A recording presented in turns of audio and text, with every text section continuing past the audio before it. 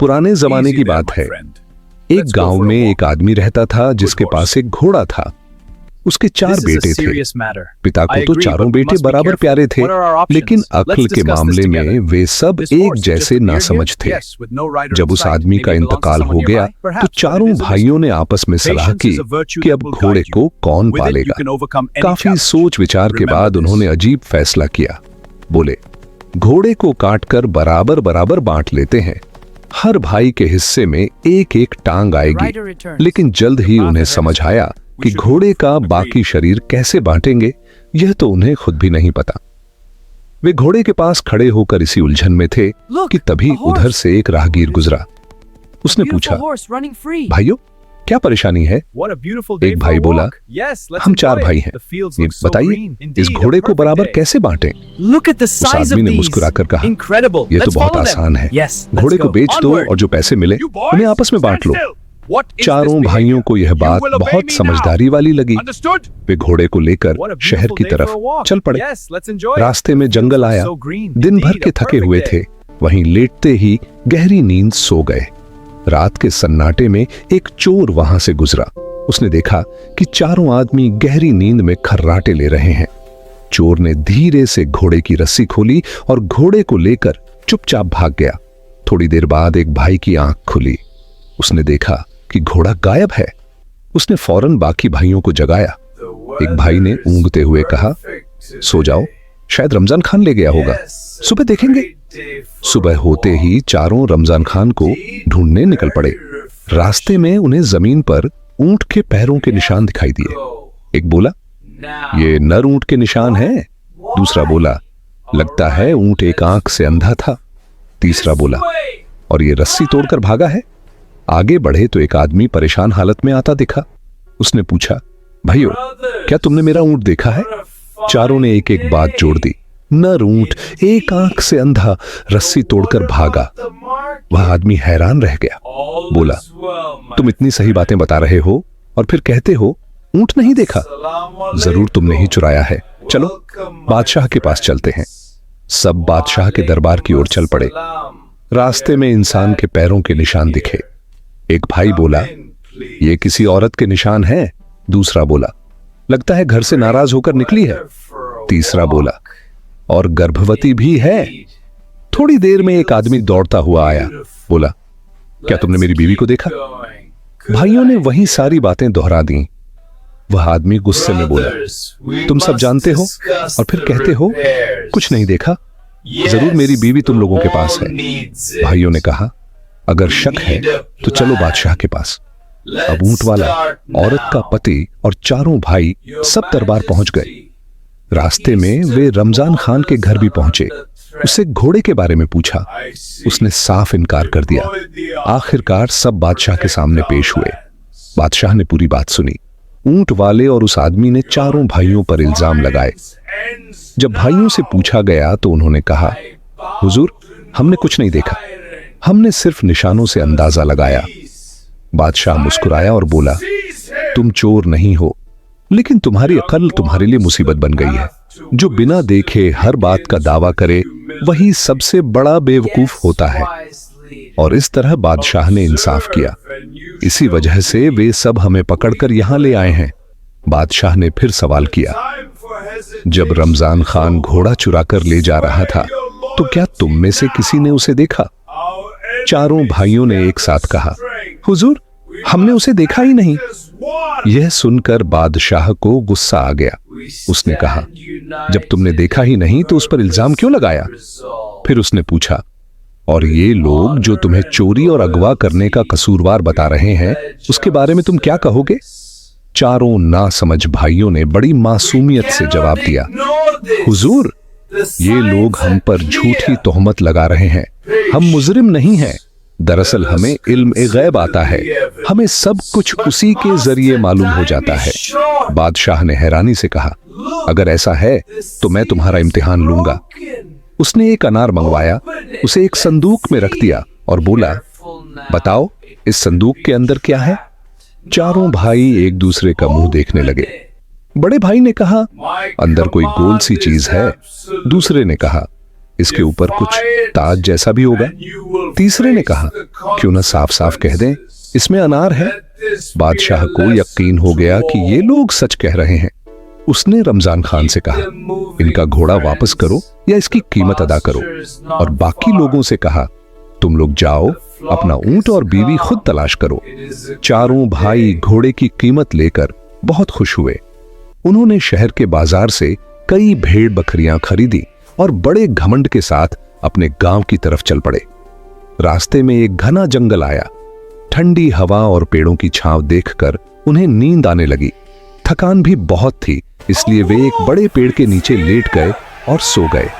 कुछ देर बाद एक भाई की आंख खुली। उसने घबराकर देखा कि एक बकरी का बच्चा पेड़ पर चढ़ा हुआ है और भेड़ें आपस में मुंह हिला हिलाकर जैसे सलाह कर रही हों। वह घबरा गया और चिल्लाने लगा, उठो उठो, बकरियां डंडे तोड़ रही हैं और भेड़ें हमें मारने की साजिश कर रही हैं। बाकी भाई भी घबरा गए। बिना सोचे समझे सब भाग खड़े हुए और सारी भेड़ बकरियां वहीं छोड़ दी।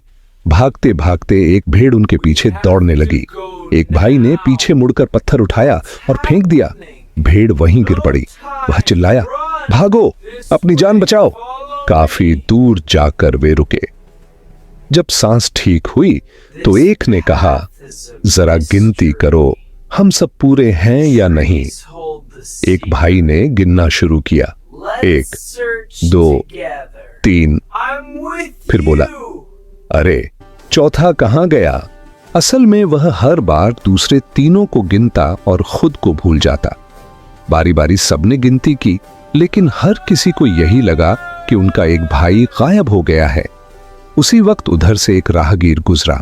उसने उनकी बातें सुनी, मुस्कुराया और बोला, अगर मैं तुम्हारी गिनती पूरी कर दूं तो मुझे क्या इनाम दोगे। भाइयों ने फौरन कहा, जो कहोगे हम मान लेंगे, हम तुम्हारे गुलाम बन जाएंगे। उस आदमी ने एक एक भाई का हाथ पकड़कर गिनती की, 1, 2, 3, 4। चारों भाई हैरान रह गए। खुशी से बोले, वाह, सच में तुम बहुत समझदार हो, अब हम तुम्हारे गुलाम हैं। वह आदमी उन्हें अपने घर ले आया और सबको अलग अलग काम सौंप दिए। पहले भाई से कहा, तुम मेरी मां की सेवा करोगे, ध्यान रखना उन पर एक मक्खी भी न बैठे। दूसरे से कहा, तुम बैलों को खाना खिलाओ। तीसरे को हुक्म दिया, तुम खेत की फसल काटना। और चौथे को कहा, तुम भेड़ बकरियों की देखभाल करना। जिस भाई को मां की सेवा मिली वह एक डंडा लेकर बैठ गया। जब भी मां के पास मक्खी आती वह जोर से डंडा चला देता। बेचारी मां दर्द से कराहती रही, लेकिन वह भाई यही समझता रहा कि वह अपना काम पूरी ईमानदारी से कर रहा है। कुछ ही देर में मां की जान चली गई। जब वह बिल्कुल शांत हो गई तो भाई ने सोचा, अच्छा सो गई होंगी। उसने उनके ऊपर चादर डाल दी और आराम से एक तरफ बैठ गया। दूसरे भाई ने सोचा, बैलों को रोज खिलाना बहुत झंझट का काम है। उसने बैलों को काट दिया और उनके सिर भूसे में दबा दिए ताकि खाना अपने आप मिलता रहे। तीसरे भाई ने सोचा, फसल काटना और साफ करना बहुत लंबा काम है। उसने जल्दी निपटाने के लिए पूरी फसल में आग लगा दी। बोला, अब गेहूं खुद ही भुन गया। चौथे भाई के पास जब भेड़ बकरियां चर रही थीं, तभी कुछ भूखे कुत्ते वहां आ गए। वह समझा कि कुत्तों को कई दिनों से खाना नहीं मिला होगा। उसने उन्हें रोकने के बजाय कहा, खाने दो, अल्लाह की मर्जी। कुछ देर बाद जब वह आदमी घर लौटा तो सबसे पहले अपनी मां के कमरे में गया। चादर हटाई तो देखा चेहरा खून से भरा हुआ था। वह फूट फूट कर रो पड़ा। फिर वह बैलों के पास पहुंचा। कटे हुए सिर देखकर उसका गुस्सा और बढ़ गया। खेत की तरफ गया तो वहां सिर्फ राख पड़ी थी। भेड़ बकरियां भी गायब थीं। चारों भाइयों की नासमझी देखकर वह सिर पकड़कर बैठ गया, लेकिन थोड़ी देर बाद खुद को संभालते हुए बोला, खैर तुम लोग हो ही नादान, मैं तुम्हें माफ करता हूं।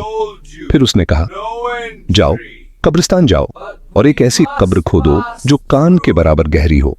चारों भाई कब्रिस्तान पहुंचे। एक ने फावड़ा मारा, दूसरे भाई ने अपना कान जमीन के पास रखा और बोला, अरे ये कब्र तो कान से ज्यादा गहरी हो गई। वे डर गए, बोले, मालिक पहले ही हमसे नाराज है, अगर कब्र ज्यादा गहरी हो गई तो और बिगड़ जाएगा। इसीलिए उन्होंने वहीं खुदाई छोड़ दी और यह समझकर वापस लौट आए कि काम पूरा हो चुका है। घर पहुंचते ही उस आदमी ने हैरानी से पूछा, इतनी जल्दी लौट आए? कब्र खोद ली या ऐसे ही आ गए? भाइयों ने बड़े भरोसे से कहा, जनाब, काम बिल्कुल आसान था, हम कब्र खोद आए हैं। वह आदमी बोला, कब्र खोदने में तो समय लगता है, चलो मुझे दिखाओ। सब दोबारा कब्रिस्तान पहुंचे और इधर उधर कब्र ढूंढने लगे, लेकिन काफी तलाश के बाद भी उन्हें कोई कब्र नजर नहीं आई। बहुत देर भटकने के बाद आखिर एक भाई बोला, जनाब, ये रही, ये कान के बराबर कब्र।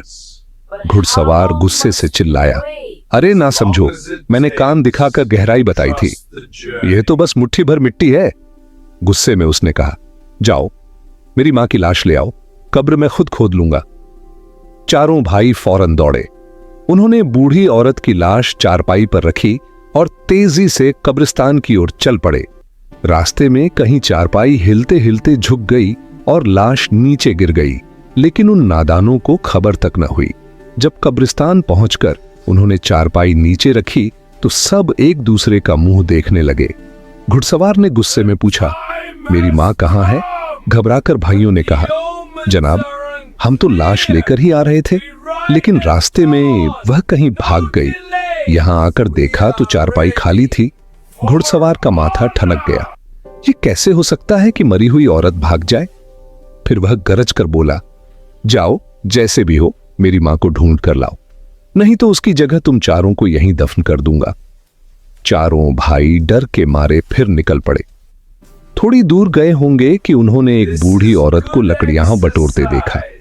बस फिर क्या था, उन्होंने बिना सोचे समझे उसी पर इल्जाम लगा दिया, तुम यहां लकड़ियां जमा कर रही हो और उधर तुम्हारा बेटा हमें जिंदा दफन करने की धमकी दे रहा है। इतना कहकर चारों ने उस बेगुनाह औरत को जबरदस्ती पकड़ लिया और चारपाई पर लिटा दिया। वह बेचारी रोती चिल्लाती रही, हाथ पांव मारती रही, लेकिन किसी ने उसकी एक न सुनी। वे उसे उठाकर सीधे कब्रिस्तान पहुंचे और बोले, लो जनाब, ये रही तुम्हारी मां, अब संभालो, हम तो बेवजह बदनाम हो रहे थे। घुड़सवार ने जब उस औरत को देखा तो सन्न रह गया। वह कांप रही थी, जोर जोर से रो रही थी। तभी घुड़सवार समझ गया कि पूरी कहानी क्या है। उसने फौरन उस बेगुनाह औरत से माफी मांगी और कहा, इन नासमझों ने मेरी मां की लाश कहीं खो दी और तुम्हें उठा लाए। मैं तुमसे दिल से माफी चाहता हूं। फिर वह खुद निकला। थोड़ी देर तलाश करने के बाद उसने अपनी मां की असली लाश ढूंढ ली। पूरे सम्मान और इज्जत के साथ उसने उन्हें दफन किया। अब घुड़सवार का सब्र पूरी तरह टूट चुका था। चारों भाइयों की बेवकूफियों से वह इस कदर तंग आ गया कि आखिरकार उसने उन्हें धक्के देकर अपने घर से निकाल दिया और हमेशा के लिए उनकी सेवा से आजाद हो गया।